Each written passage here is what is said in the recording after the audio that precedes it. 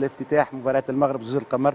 هيثم راجي مساء الخير. الحمد لله حفل الافتتاح كان على اعلى مستوى، كان ممتاز، ولهنا وهذا ما اكدوه حتى الصحفيين الاجانب اللي كانوا عايشين وحضروا المباراة اليوم، حفل الافتتاح وبعد المباراة. والاكيد انك شفت التجهيزات واستعدادات المغرب، هل بروفا كاس افريقيا بالنسبه للمغاربه؟ هل هي بروفا لتنظيم كاس العالم؟ نذكروا بانه كاس العالم باش يقع تنظيم بين المغرب واسبانيا والبرتغال، تحسها بان بروفا تنظيم هذا الكل كاس العالم هيثم؟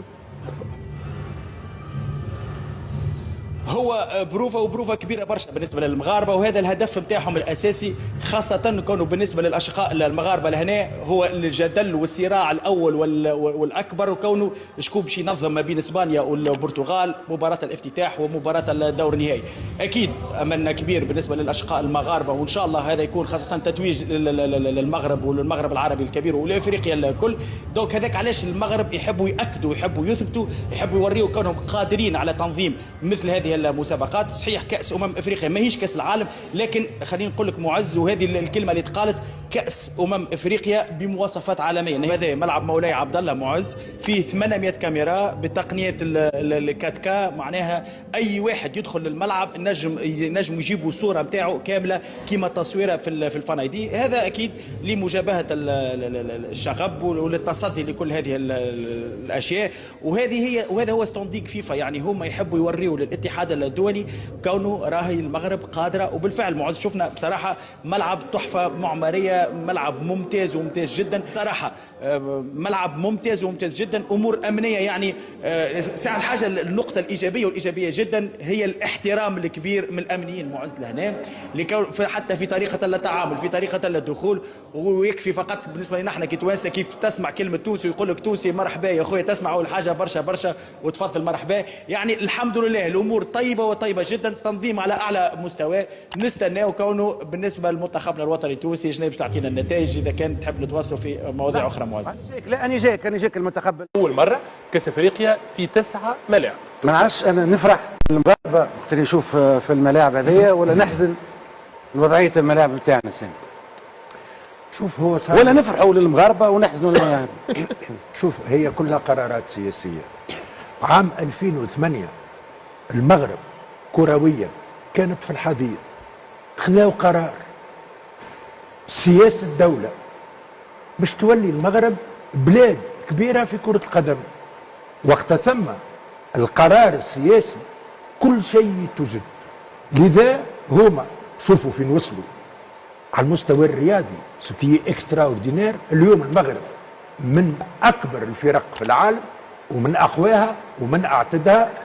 اما الشيء اللي نشوفوا فيه على مستوى معناتها البنيه التحتيه، البنيه التحتيه معناتها ما عادش في المغرب، ولا تخش علينا في قطر ولا في الامارات ولا في السعوديه.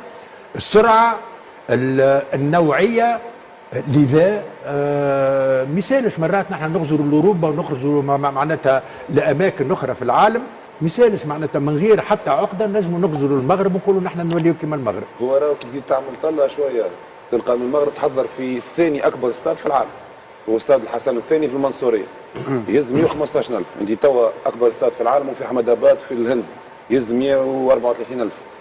الثاني كان استاد تاع بيونغ يانغ في كوريا الشماليه يهز 114,000. باش يولي ثاني اكبر استاد في العالم في المغرب يهز 115,000. مده الاشغال قداش؟ 4 سنين، من 2024 يكمل في 2028. لما كي تدخل تعمل انت ريشيرش حسب هذا يشد انتباهي حاجه، تعطى المكتب هندسه في الولايات المتحده الامريكيه سبيسياليزي في الانفراستركتور سبورتيف، الاختصاص معناتها الملاعب الرياضيه، ما يتعطاش نابورت كي. ما نعملوش غلط احنا شنو غلطنا؟ احنا شوف ملعب سوسه شكون تعطاه؟ الملعب الاولمبي الملعب المنزع الاول شكون تعطاه؟ راهو ما نجيوش تيران نعطيوها لواحد مثال يبني في الكياسات وفي في لي باتيمون نجيو نعطيوها تيران. طبعا كلها رات ولات تكنولوجيا ودي فيبر وعالم اخر، ما عادش الملعب يتبنى كيما ملاعبنا القديمه نتاع المنزل، حط عرس وطيحهم وعاود ابني ولايق من جديده وعندك ملعب وباش يلعب على راهو لي زانفراستركتور سبورتيف سيستم مون دابار، ما عندوش علاقه كل واحد وحده. هذا هو لازم تمشي في الاختصاص. هو معز مع حاجه، ملعب محمد الخامس مشيت له قبل ما يتبدل، والملعب هذايا نتاع مولاي عبد الله مشيت له قبل ما يتبدل ديجا تحمد ربي كي تبدا غاديك تشيخ تقول محلاه الملعب هذا مقارنه بملعبنا. فما بالك بالحاله هذه اللي تو معناها تطور كبير برشا.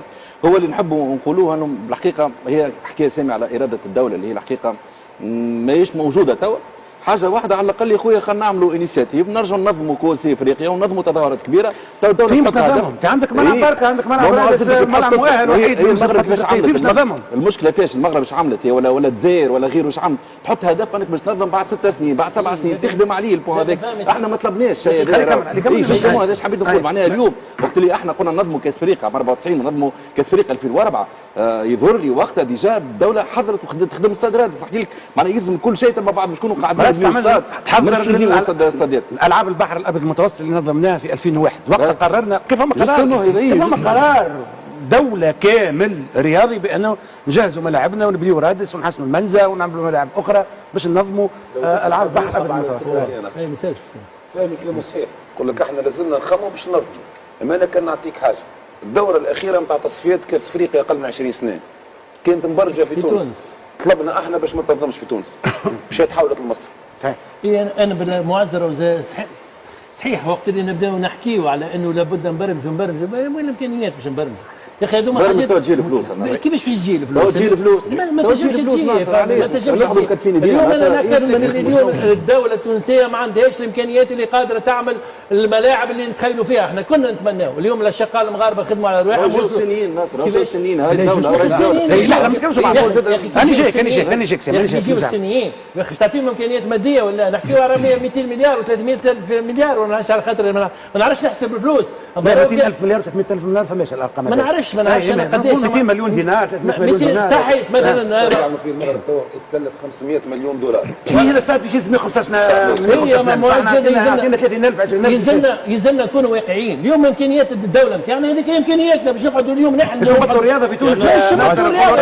مثلنا رياضه 10 مليون نعملوا حتى شيء. يا معز احنا المشكل الكبير مش هكاك، حتى اللي عندنا خسرناه مش حتى زدنا طورنا ولا اللي عندنا استحفظنا عليه. المشكله احنا الكبيره اللي صارت انه حتى اللي عندنا وخرنا بالتوالي احنا في كل شيء. معز معز لازم تكون فما تقريبا اتفق مع الاولاد الكل في كلامهم، لكن لازم تكون فما اراده سياسيه. على خاطر اليوم تعرف ما تنجمش اليوم انت مانيش نحكي حتى على الفوتبول، احنا نشوفوا اليوم حتى عندنا دي شامبيون عالميين في السباحه كي تشوف كيفاش يتم الاستقبال نتاعهم وفاش قاعدين نوفروا لهم احنا في التحضيرات نتاعهم مثلا تقريبا معناتها مجهوده الفردي مجهوده الشخصي وكان ماهوش موجود في الخارج ما ينجمش. هذاك علاش اليوم انت يلزم تكون فما اراده سياسيه وتستثمر في الرياضه.